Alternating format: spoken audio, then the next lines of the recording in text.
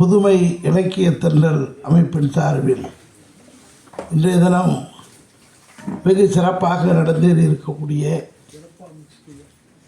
அருமையான கருத்தரங்க நிகழ்விலே கலந்து கொண்டு கருத்துக்களை பகிர்ந்திருக்கக்கூடிய அருமை தோழர்கள் சஞ்சய், ஆதி தமிழச்சி, பரத்ராஜ், கோகுல் ஆகிய அருமை கருத்தாளர் பெருமக்களே, வரவேற்று சிறப்பிக்கக்கூடிய சாரல் அவர்களே, நன்றி உரை ஆற்ற இருக்கக்கூடிய திராவிட எழில் அவர்களே, சிறப்பாக நிகழ்வை ஒருங்கிணைக்கக்கூடிய ஒருங்கிணைப்பாளர் கலையரசன் அவர்களே, புதுமை இலக்கிய தென்றல் அமைப்பின் பொறுப்பாளர் பெருமக்களே, கலந்து கொள்ளக்கூடிய அரங்கில் அமர்ந்திருக்கக்கூடிய பெருமக்களே, அனைவருக்கும் பணிவான வணக்கம். இன்றைய தினம் நடைபெறக்கூடிய இந்த நிகழ்ச்சி ஒரு குறிப்பிட்ட கால இடைவெளிக்குள்ளாக சிறந்த கருத்தாளுமைகளை, இளம் தளிர்களை, இளம் குருத்துகளை நம்மிடையே அறிமுகப்படுத்தி புரட்சிகரமான கருத்தை அவர்களெல்லாம் இங்கே சிறப்பாக தரக்கூடிய வாய்ப்பை இந்த அமைப்பு உருவாக்கியிருக்கிறார்கள். உண்மையிலே பாராட்டத்தக்கது. பொதுவாக அறிவாசான் தலைவர் தந்தை பெரியார் அவர்கள் இளைஞர்களே வாருங்கள் என்று சொன்னார். நான் இளைஞர்களைத்தான் அழைக்கிறேன் என்று சொன்னார். நெடுநாள் வாழப்போகிற இளைஞர்களாகிய உங்களுக்கு விரைவில் சாகப்போகிறவனாகிய இந்த கிழவன் விட்டு போகிற செல்வம் ஒன்றுதான். அது என்னவென்று சொன்னார், இளைஞர்களே சாக துணிவு கொள்ளுங்கள், சாக துணிவு கொள்ளுங்கள். இதைத்தான் நான் உங்களிடம் விட்டு செல்கிறேன். ஏனென்றால் ஒரு மிகப்பெரிய களம், ஒரு மிகப்பெரிய சமூக போர், ஒரு மிகப்பெரிய மனித கடமை. அந்த கடமையாற்றுவதற்கு இளைஞர்கள் தன்னுடைய வாழ்வை, தன்னுடைய இளமையை, தன்னுடைய சுகதுக்கங்களை எல்லாம் இழந்து ஒரு பெரும்பணி ஆற்றக்கூடிய நிலையில்தான் வயோதிகர்களை பெரியார் வரவேற்கவில்லை, அதற்காக புறக்கணிக்கவில்லை. இது வேறு. அவர்களெல்லாம் வேறாக, அவர்களெல்லாம் அடிப்படையாக இருக்கிறார்கள். ஆனால் விடுதுகளாக தொடர்ந்து இந்த காரியத்தை, இந்த பணியை முன்னெடுத்து செல்லக்கூடியவர்களாக இளைஞர்களுக்குத்தான் முடியும் என விரும்பினார். தந்தை பெரியாரிடம் கேட்டார்கள், நீங்கள் இவ்வளோ வயசாகிடுச்சு, பருத்த உடல்,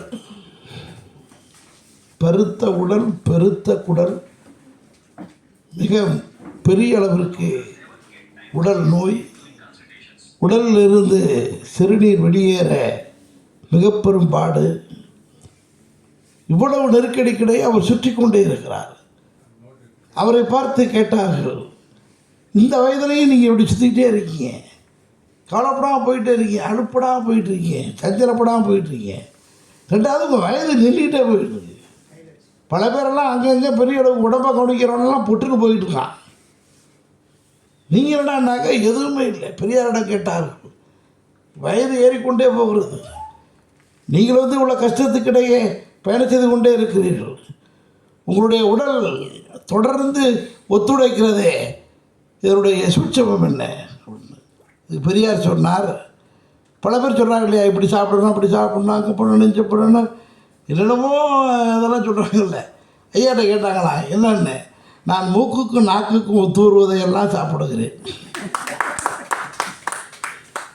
மூக்குக்கு நல்லா வாடையாக இருந்தால் ரைட்டு, நாக்குக்கு சுவையாக இருந்தார் போயிட்டு.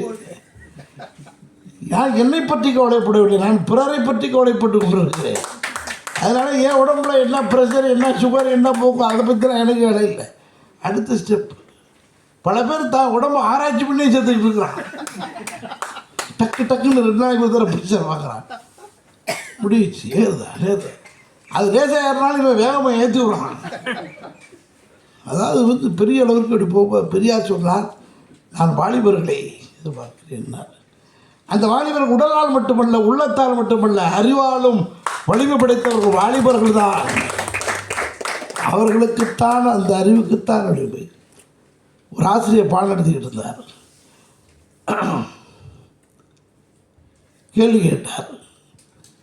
என்னை பற்றி தெரிந்தவர்கள் சிலர், இவர் ஒரு ஆசிரியர் என்பதனால் ஏதோ இவர் டீச்சர் தொழில் செஞ்சு ஆரம்பிச்சிட்டார் நிற்காங்க, அல்லது இங்கேயுமா கேள்வி கேட்கணும் அப்படின்னு நிற்காங்க. நான் உங்களை யாரும் பார்த்து கேள்வி கேட்கல. பாடம் நடத்தினார், நடத்தி முடித்தார். புது வாத்தியாரெல்லாம் பாடம் நடத்தி முடித்தோடனே தான் நடத்துறது எந்த அளவுக்கு புரிஞ்சிருக்காங்கிறதுக்கு 2-3 கொஸ்டின் கேட்பாங்க. அது என்னென்ன தெரிஞ்சிருக்கான்னு தெரிஞ்சுக்கணும்ல, அதுக்காக கேட்பாங்க. அவர் நடத்தி முடிச்சுட்டு அவர் சொன்னார், இப்போ நான் கேள்வி கேட்க போகிறேன் அப்படின்னா. ஆல்ப்ஸ் மலை எங்கே இருக்கிறது? அதாவது அந்த பாடத்தை நடத்தியிருக்காரு. அவர் யாரை வேணாலும் கேட்டிருக்கலாம். அதை கவனிக்காமலே ஒரு பேர் கோளாறு பண்ணிக்க. இன்றைக்குமே கிளாஸில் கோளாறு பண்ணுற ஒருத்தர் 2 பேர் இருந்துக்கிட்டே இருப்பான். எவ்வளோ போலீஸை கொண்டாந்து நிறுத்தினாலும் அவன் கவலைப்பட மாட்டான். அவனை கண்ட்ரோல் பண்ண முடியாது. அவனை குறி வச்சு அடித்தார். நீ எழுந்தரி சொல்லு, ஆல்ப்ஸ் மலை எங்கே இருக்குன்னார். தெரியாது. பழிச்சு நடித்தான். No delay.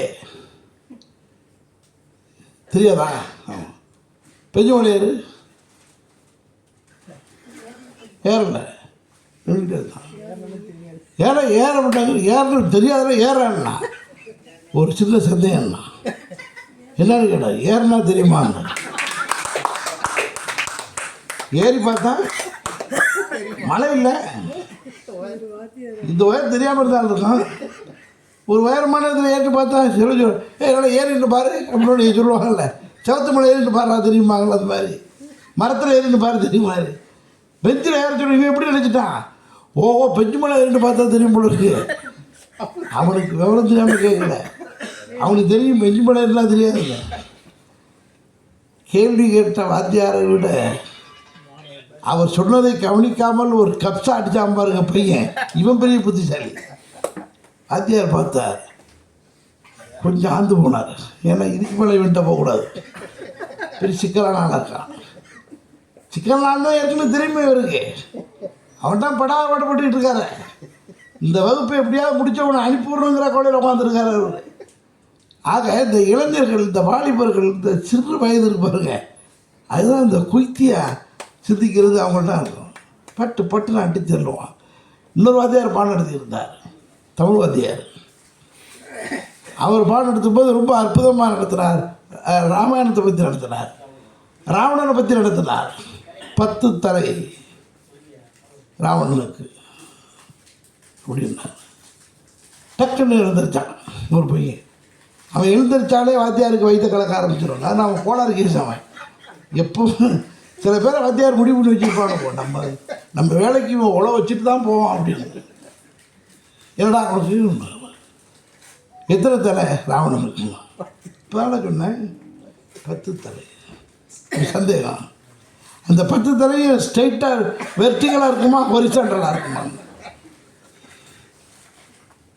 இவர் பார்த்தாரு, இங்கே பாரு 10 தலை. அதான் கேள்வியில் கேட்கப்படும். எத்தனை தலைன்னு கேட்டால் 10 தலைன்னு எழுது மார்க். உனக்கு நெட்டுலாக இருக்குமா, கிராஸில் இருக்குமான்னு கேட்குறேன். இல்லை, நான் எக்ஸ்ட்ரா தெரிஞ்சுக்க ஆசைப்பட்றேன். எக்ஸ்ட்ரா தெரிஞ்சுக்கண்ணா, நேரில் இருக்குமா கிராஸில் இருக்குமாண்ணா, அதை பற்றி நீ ஏன்டா கவலைப்படுறேன்னா? இல்லை, அது அவன் மேலே கவலைப்பட்டு தான் கவலைப்படுறேன். யார் மேலே? ராவணன் மேலே கவலைப்பட்டு தான் கவலைப்படுறேன்னா. எப்படா கவலைப்படுறேன்னா, ஒருவேளை அவன் பிறண்டு கொடுக்கணும்னா இப்படி வெற்றிக்க ஒரு சாண்டல் ஆகிடுவீங்க. பிறண்டு கொடுக்கணும்னா எப்படி ஆகினா 45 டிகிரி மேலே போய் இது தூங்க முடியாது. தலை நீளமாக இருந்துச்சுன்னு வைங்க, சாப்பாடு எங்கே வைக்கிறது? முதல் வாயில் வைப்பானா கடைசி வாயில் வைப்பானா? பெரிய பெரிய சிக்கல். பல்லு வளர்க்குறது சிக்கல். தலைவலினா எந்த தலைக்கு மாத்திரை சாப்பிட்றது? ஆக இவன் கேட்டது கிருத்துவமாக கேட்குறான், கிணத்தனமாக கேட்குறான்லாம் சொல்லலாம். இந்த சிந்தனை வயசான ஆளுக்கு வராது. அவங்களுக்கு சுகர் ப்ரெஷர் கம்பெனி தான். அவங்க அந்த கவலை தான், இன்னைக்கு போனால் வேணும், காசு வேணும், அதை போட்டு இதை போட்டு இப்படியே இருப்பாங்க. இளைஞர்கள், இந்த மாணவர்களுக்கு தான் இந்த எண்ணம் வரும். எனவே தான் பெரியார் சொன்னார், இளைஞர்களே, மாணவர்களே, உங்களை நான் விட்டு போகும் செல்வோம், சாக துணிவு கொள்ளுங்கள். ஒரு மிகப்பெரிய நிலை இருக்கிறது சொன்னார். நம்முடைய இளைஞர் பெருமக்கள் மிகச்சிறப்பாக பேரெல்லாம் சொல்லி நேர நெருக்கடியில் அது அருமை நண்பர்களே ரொம்ப அருமையாக கருத்துக்களை சொன்னார்கள். அதில் ஒரே ஒரு வருத்தத்தோடு கேட்டுக்கிட்டு இருந்தேன், எல்லோரும் ஜென்சி ஜென்சி ஜென்சி ஜென்சின்னு இதை ஒரு கலாச்சாரம் மாட்டம், ஒரு பண்பாட்டு படையெடுப்பு மாதிரி இப்போ கொண்டாந்து விட்ருக்கான். இது என்ன ஜென்சியில் என்ன தயார் பண்ணிப்பா கொண்டாந்து விட்ருக்கான் அமெரிக்காக்காரன். இது ஒரு வகையான பெருசாக கண்டுபிடிச்சோம். எப்போதும் உள்ளதானங்க இருக்குப்பா, அதுக்கு பேர் ஜென்சி, அதுக்கு பேர் பீட்டால் பார்க்காம என்ன கர்மாதியை சொன்னாலும் சரி. நம்ம அப்பா காலத்தில் உள்ளவங்க அப்பா இளைஞராக இருந்தாங்க, தாத்தா அப்பா இருந்தாங்க. இது ரொம்ப பெருசாக தான் இந்த மாதிரியும் இது ஒரு பெரிய பிரச்சனைக்குரியதாக இருக்குது. அவங்க வந்திருக்காங்க, ஒன்றும் கிடையாது. நம்முடைய இளைஞர்கள் அவங்களுடைய சிந்தனை அது இன்றைக்கி பெரியார் சிலையின் மீது கல் பட்டு விட்டது, காயப்பட்டு விட்டது, கலர் அடித்து விட்டார்கள், சாணியை பூசி விட்டார்கள் சொன்னவுடன் லட்சக்கணக்கான இளைஞர்கள் எழுந்தார்களே. அவங்களாம் யார்? எழுச்சி தானே, யார் அவங்களாம்? அப்போ என்ன தெரியுது, எல்லாம் இருக்கு, இளைஞர்கள்லாம் மாணவர்களாக கொந்தளிச்சு நிற்கிறான். இதை புரிந்து கொண்டவர்கள் இதை ஒழிச்சு கட்டணும். இதை பெரியாருக்கே நம்ம இளைஞர்கிட்டலாம் இது இல்லை. இப்போ பழைய தாத்தா பாட்டி பாட்டாட்டிமா இருக்குது, தாத்தா பாட்டெல்லாம் படுத்து கிடக்கிறார் சும்மா. இளைஞர்கள் தான் இன்றைக்கி பெரியாரை கையில் எடுத்திருக்கிறார்கள். ஒரே பெரியாரை கொச்சைப்படுத்தியவுடன் ஒரே நாளில் 1,00,000 பேர் கூகுளில் போய் அதை பிரட்டி பார்த்துருக்கான். 1,00,000 பேர். இதுவரைக்கும் உலகத்தில் ஒரு குறிப்பிட்ட நேரத்திற்குள்ளாக 1,00,000 பேரால் பார்க்கப்பட்ட தலைவர் பெரியார் ஒருத்தர் தான். நாம் இல்லை கடவுள்னு சொன்னால் தெரியாதா? தெரியும். அப்போ என்ன தெரிஞ்சிருக்கான்? பெரியார் தான்டா தலைவர், அவர் தான் சரியான தலைவர். இப்போ பார்ப்பனர்கள் எல்லாம் அதெல்லாம் அலறான். ஐயோ, பழைய ஆள் பரவாயில்ல போல இருக்கு, வர்றவெல்லாம் பிடிக்குண்டோட வந்து இறங்குற மாதிரி இறக்குறானே, அவன்லாம் கையெழுத்து போட தெரியாமல் இருந்தான். இவன் வரும்போதே கையில் உலகத்தை வச்சு உருட்டிட்டு வந்துக்கிட்டு இருக்கான், போட்டு தள்ளிடுவான். அவன்லாம் துப்பாக்கிலாம் எடுத்து சுடலாம். இவன் ஒரே நேரத்தில் ஆப்ரேட் பண்ணி வெடிக்க விட்டு போயிடுவான் நாட்டு. ஆக இந்த படித்தவர்கள் இளைஞர்கள் எல்லோருமே பகுத்தறிவாளர்களாக சிறிய சிந்தனையாளராக இருப்பதால் இதை ஒழித்து கட்டுவதற்கு ஒரு சூழ்ச்சி. சில பேர் புரியாமல் சொல்லுவோம், அந்த வாதம் இந்த வாதம், பகைமுரண் நகைமுரண், நெருக்க முரண் ஒடுக்க முரண், பூசுவா பிச்சுவா, ஏதாவது விட்டுவானுவா. இன்னும் இந்த கம்யூனிஸ்ட் கட்சி இந்த நாட்டில் பரவாமல் போனது காரணமே அவனுக்கு சொல்லுதான். எவனும் புரிஞ்சுக்காததுக்கு என்னென்ன இருக்கோ அதெல்லாம் சொல்லிட்டு உட்காந்துருப்பான். அந்த பொருள் முதல்வாதம், இயக்க முதல்வாதம், இது அங்கே போனால் எது இருக்காது. ஒரு சின்ன வரையில் சொல்லிட்டு போயிக்கலாம்.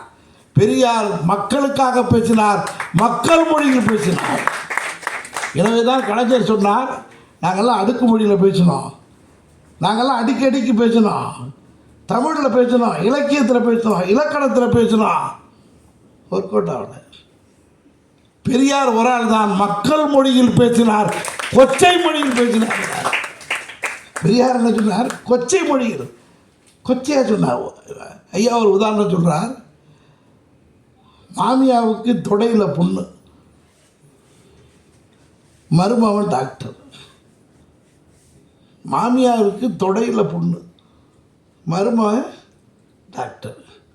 டாக்டர் வந்து வைத்தியம் பார்த்தான். யாராக இருந்தாலும் உறவு முறையில் டாக்டர்கிட்ட போனால் மருத்துவத்தை எடுத்து தான். ஆனால் இங்கே எப்படி இருக்க உறவு முறை ஒரு சிக்கலாக இருக்கு. அதாவது ஒரு நெருக்கடியான சூழ்நிலையை விளக்குகின்ற போது பெரியார் சொல்லுகிறார், அது மக்களுக்கு என்ன சொன்னால் புரியுமோ அதை சொல்லுகிறார். இன்னொரு இடத்தில் ஒரு பழமொழி சொல்லுகிறார், சுருட்டு பாயும் முரட்டு பொண்டாட்டியும் அப்படிங்கிறார். பாயை விரிச்சாக்க சுருட்டிக்குது, மனைவியை அழைச்சிட்டு வந்தாக்க சுருட்டிட்டு கிடக்கு. அந்தம்மா கொஞ்சிட்டு போனாக்க போய் அதை சரி பண்ண வேண்டியிருக்கு. இது ஒரு படத்தில் கூட வடிவேல் கூட போட்டு காமிப்பார் இருந்ததில்ல. இதெல்லாம் அதில் வந்ததுதான். பெரியார் இதை எந்த இடத்துக்கு தெரியுமா சொல்கிறார்? பாப்பா பக்தி துறையில் போய் நம்மளை அடிமைப்படுத்திக்கிட்டு இருக்கான்னு அந்த ட்ராக்கில் போனால் அவன் சமுதாயத்துறையில் போயிடுறான். இடஒதுக்கீடு வச்சு படிக்க போயிடும். ஆகா போயிட்டான்னா அந்த பக்கம்னு இங்கிட்டு போனாக்க என்ன பண்ணுறான், இந்த பக்கம் அடிச்சுட்டு போயிடுறான். ஐயா சொல்கிறார், என்னை அலக்களிக்கிறான். இவன் என்ன பண்ணுறான், அலக்களிக்கிறான். பாய போடவும் அந்த அம்மா மத்தியம் பண்ண வந்த கதையாக என்னை அலக்களிச்சுக்கிட்டு இருக்கான். யார்கிட்ட சொல்கிறார்? மக்கள்கிட்ட. இந்த மக்களுக்கு எப்படி புரியுது? அப்படியே படிச்சுன்னு புரியுது. அடித்தாங்க அப்படியே உள்ளங்கை நெல்லிக்கடி போல சொன்னார். எனவே பெரியார் கருத்து தான் உலகை வெல்லும் கருத்து. பெரியார் கருத்து தான் மக்கள் உள்ளம் கவரும் கருத்து. எனவே தான் உயர் எண்ணங்கள் மலரும் சோலை என்று பெரியாரை சொன்னார்கள். அந்த உயர் எண்ணங்கள் மலரும் சோலையிலிருந்து புரட்சி பூக்களை ஏந்தி இருக்கக்கூடிய இந்த இளம் பெருமக்கள் ஒரு மிகப்பெரிய எழுச்சிமிகு சமூகத்தை உருவாக்க மிகப்பெரிய அளவிற்கு வாய்ப்பாக இருக்கிறார்கள். பாராட்டுகிறோம், முயல்வோம், வெற்றி பெறுவோம். நேர நெருக்கடியில் நன்றி. வணக்கம்.